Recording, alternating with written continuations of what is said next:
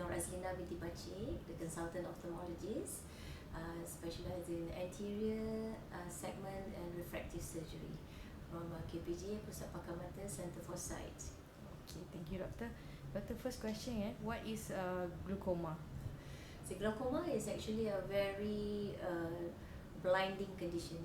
It causes permanent blindness, and it is often called the silent thief of sight, simply because most of the time it is very asymptomatic or very silent. There is no symptoms to highlight or alert us on the occurrence or the starting of the disease. Okay, thank you, Doctor. Second, causes of glaucoma. There are very Tak boleh. there is no one factor that causes glaucoma, and most often it is linked to the hereditary or genetic factor, meaning to say if anyone in the family has had glaucoma, it puts the rest of the people in the family at risk. The other factors would be if someone has other systemic problems like diabetes, hypertension, or any eye problems like trauma, inflammation of the eyes, which is called uveitis. Yeah, and not to forget the long-term use of steroid-containing drops, and which is often the case in people with chronic eye allergy.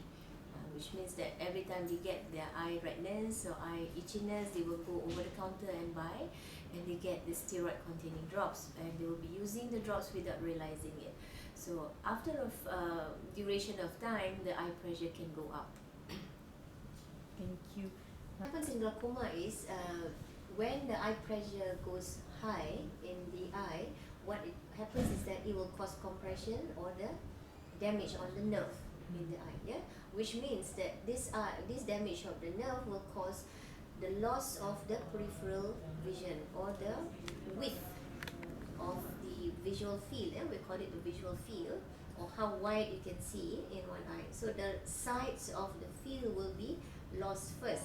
Thereby, this is very subtle and very silent and very slow progression.